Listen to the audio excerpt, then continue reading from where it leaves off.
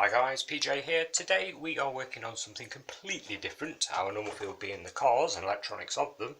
Today we are working on a Bosch Worcester boiler. This is a 24i combi and let's just say the quality is lacking in them. Now if your boiler leaks like a sieve, which a lot of these do end up doing after about 3-4 years time, it's because of all the plastic components inside it. In the past, this boiler is actually about 5 years old. In the past we've had replaced the plastic condenser layout here because all that dropped to pieces and started leaking, and today I'm replacing the flow regulator valve, or so I thought I was. So to do this, it's simply a case of turning your mains off at the boiler, and the second tap along, if we go underneath, there we go, you've got these little taps. There's one there and there's one there with a white tag on it. You turn the tap using a screwdriver and it turns the cold water supply off to do this repair. Now the piece that normally goes and leaks is this. This is your flow regulator turbine thing. It's got a little spinny propeller inside it. Yeah, you can order these from a lot of the plumbing shops, etc. Now to replace it, all you've got to do, down here, where are we? There you go. See that? Remove that from there, look.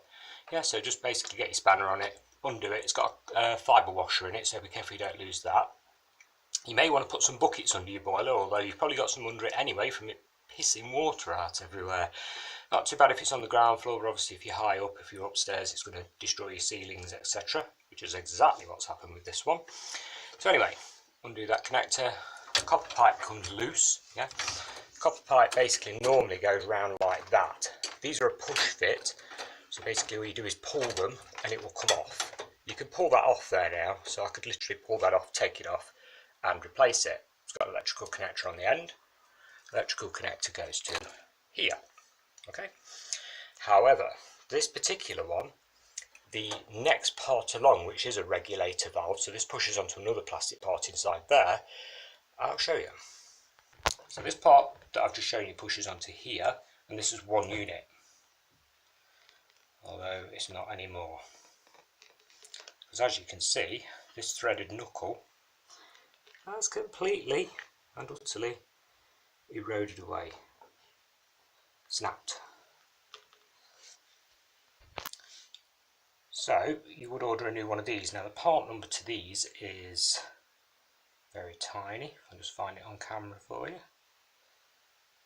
I did find it earlier. It is really tiny print. There. It's actually in the recess, just there. I don't know if you can make it out on camera. Yours may well be different anyway. There's quite a lot of variations. There's a long part number on that recess. That's the piece you need to order to replace that piece. Okay. However, this particular one, as you can see, not only have both those plastic parts gone, but the interior of what looks like a part that connects to the radiator part of the boiler, inside there, it's completely worn away. So the mounting ring, the O-ring on the part I've just shown you, won't sit flush to this. So this boiler is actually going to need all of this assembly replacing as well as the other two parts that I've replaced. Like I say, I've already replaced that one, the turbine. The flow regulator, I've got the new part for it already, but I can't fit it because this piece is also totally disintegrated inside. So it's had it, basically. And that, as you can see, is quite an in-depth job, because it bolts to everything at the back there.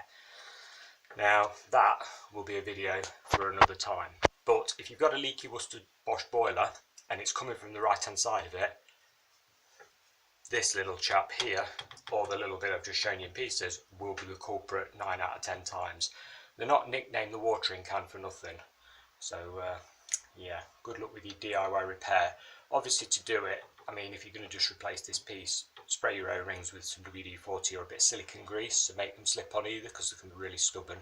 And it's just basically a case of shoving them onto each other. They actually snap on. So I can't show you reassembly, unfortunately, because I need more parts. But hey ho, any questions, pop them in the comments below. Thanks a lot for watching.